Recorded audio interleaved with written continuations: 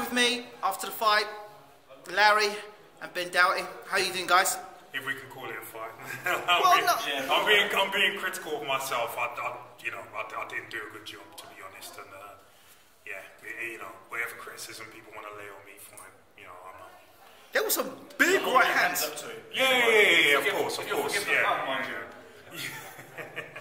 Yeah. There were some big right hands. You're getting caught coming around the back of the head. I saw a couple there. Yeah, but to be honest, it didn't really bother me. It didn't really bother me. What surprised me was the speed of his jab. That's what really made me think, wow. Okay. It came through a few times. Like even when I was blocking, I was thinking. You looked a little bit disconcerted. Yeah. It was very quick. He's got a very, very quick jab. Very relaxed style. Okay. And I didn't realise his jab was that quick, and I think that just threw me. And all credit to him. He's a brilliant boxer. He's going to be good. So you fought Dave Allen recently, I believe. I don't want to say that was recent. That was last year in. Was that last year? It was last spring in Metro Radio Arena in Newcastle. Yeah. It was the same. Yeah, it was. It could have been 2014, but I don't think so. I think it was last year. I thought you guys fought last year. 2015. So. Yeah. Last year. Yeah, last year. Okay. So how was that fight for you in comparison? That's another young heavyweight coming up. Well, me and Dave are good friends, to be honest. Yeah. We weren't before. You weren't before. I'm aware of that. We're very good friends now. Otherwise, he'd never come into the ring to the drugs don't work. and made the interview that he did beforehand. Yes. No, personally, I didn't think much, and I told Dave this. He knows this. I didn't think much of him before. My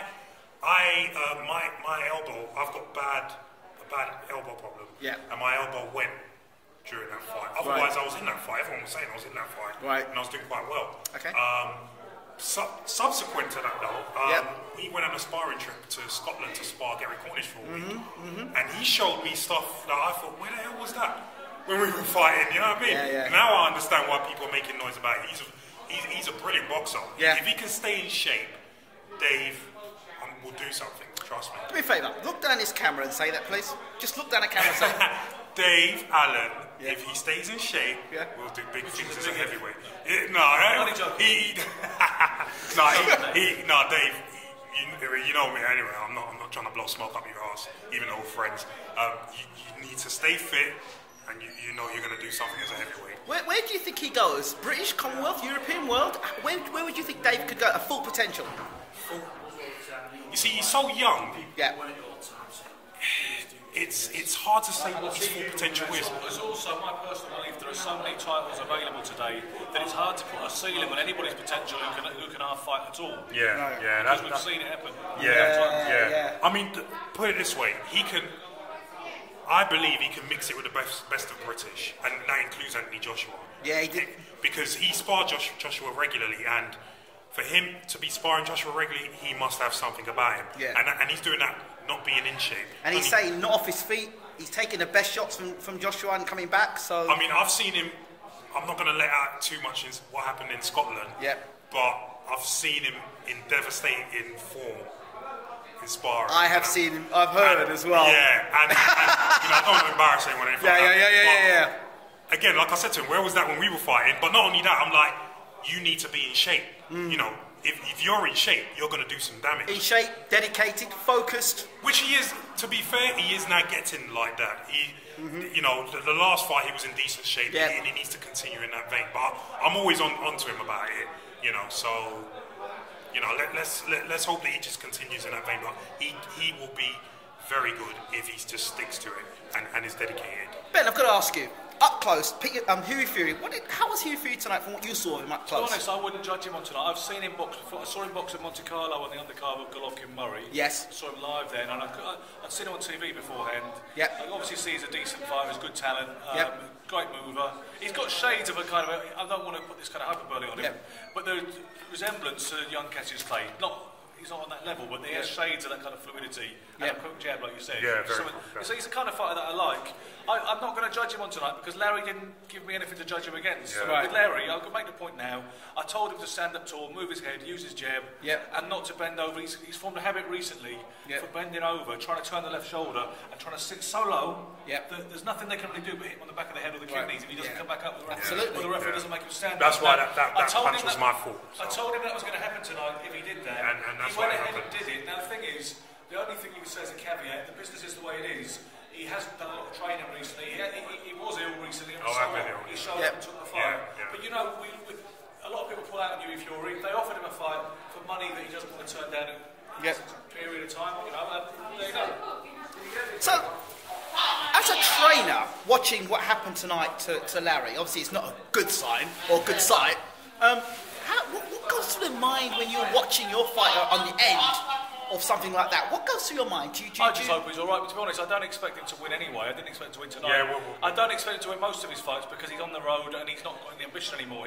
He's got ambitions in the stage, on the screen. He's doing quite well in the acting world. He's pursuing that dream. I'm an actor now. He's an actor. He's pursuing that dream, so I don't expect him to win any of his fights. I didn't expect him to win the one fight he's won under me because ever since he's been with me, his old amateur trainer, we've been on the road and it is what it is. It's a totally different thing to train an aspirational prospect like Robert Sagba. But when I see something like tonight, usually I'm quite nonchalant just watching Larry saying, you know, do this, do that, but just stay in there, you know, get to the bell, get your money. But tonight, I just obviously hoped he was all right. To be honest, I was pissed off because I'm like, come on. I wasn't happy when he fell out the ring first and he was fighting negatively. And then when I saw him go down initially, I was like, come on, what the fuck are you doing? And then I could see obviously he was hurt and he'd taken a heavy kidney shot. He tried to stand up and had to sit down again. He was given oxygen. So it is what it is. I just, you know, hope he's, obviously I feel a bit disappointed that it's been a TV spectacle, but I hope he's all right. But as a trainer now, what do you get out of this? I mean, sure, you're taking Larry to the ring and you're training him, but what I mean, seeing your fighter get beat and you accept. Let me answer that. Ben, I wouldn't call Ben my trainer. Because we don't, exactly. Okay. So that's why I wanted to answer that. Okay. So his mindset wouldn't be... And friend on the road. A friend, exactly. Okay. I mean, we've been friends for years, so... Right, okay. You know, he's my old amateur coach. We travel well together, we get on right together. And if he needs a cornerback, you know, he always gives me 10% anyway. Yeah. That's not for the camera, that's not for the camera.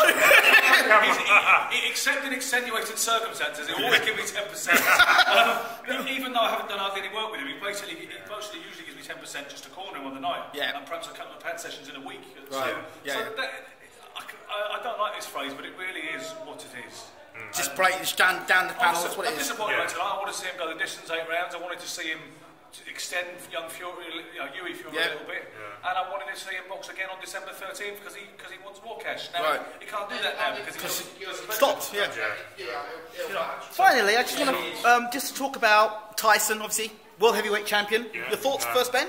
What are your thoughts? I think it was fantastic. Certainly that. Well, you were out there, weren't you? I was out there in Dusseldorf. I had a bit of a crazy trip, but I got there and I got back. Is all I can say. Again, not for this interview. But no, I thought it was fantastic that he handled him so relatively easily. I mean, I don't think he clearly lost any round except for the 12th round when Klitschko looked like as a sense of desperation that the title really had gone, even in his backyard of Germany. And the other thing I thought was great was the way they called it so fair. People always talk about you've got to knock him out to get a draw over there. When you heard the wide scores, I knew that they'd given it. But Klitschko got beat badly. It was one-sided almost. I mean, you couldn't really judge that and say, oh yeah, he kind of nicked this round. You couldn't even rob him. No, I think it's fantastic because I think he's a great character. All this talk about sports personality of the year, disqualification for eligibility because of some PC statements, to hell with that. When you want to talk about sports personality of the year, talk about achievement mixed with personality, there's not another man who should even be considered for it. Absolutely. Absolutely. Larry? Do you know what? When everyone was making noise about what Tyson did on Facebook, I didn't really want to go with the bandwagon and mention anything. But let me just say it now. I am so proud of him. Because what a lot of people don't seem to realise is the Tyson Fury that you see on TV, that's not the real... Like, it is part of Tyson, don't get me wrong, he's not being fake or anything. That's just the entertainer. Exactly. That's the entertaining side of him. He is a very, very nice, down-to-earth guy. His whole family are. His whole family are. And we turned pro around the same time. There was even talk at some... I think when I beat Dave Ferguson for the English title eliminator, and he had the English title, there was talk about me fighting him. When he was still domestic gloves, he used to call Larry the Lamb. Yeah, exactly. And there was talk of me maybe even fighting him at one stage. You know, and I'm proud of him to come up around the same time. We were amateurs around the same time as well. I'm so proud. I'm proud to be able to say that I came up with this guy. You know, and people talking about certain things that he says. I mean, people got to have a bit of common sense about this. Certain things that he says is tongue in cheek. And there's certain other things that he says Well, that's the man's opinion. You can't. The man, he hasn't broken any laws by having his opinion. So, you know, and the way certain people, like I read something where someone said, I can't remember who it was, that he's equating homosexuality to paedophilia. No, he's not. He just mentioned the two things. He's not saying it's the same thing. Do you think it's because today you're in a world of people that are sports stars trying to be politicians, trying to say politically the correct thing all the time, and now you've got somebody Tyson who's off the cuff. Yeah. So, you know what? The same with Billy Joe Saunders. I mean, the same with Billy Joe. He has a joke and he causes a bit of outrage in Ireland. And Katie Taylor has a go about. But again, that was tongue in cheek. It was. You know, that wasn't. Yeah. The whole world. You know this as black people. The whole world is absolutely PC knee-jerk now. Yeah. People aren't allowed to be racist. That's worse than being racist of your own free will, almost. Because the only reason you're not a racist is because you're just not allowed to be.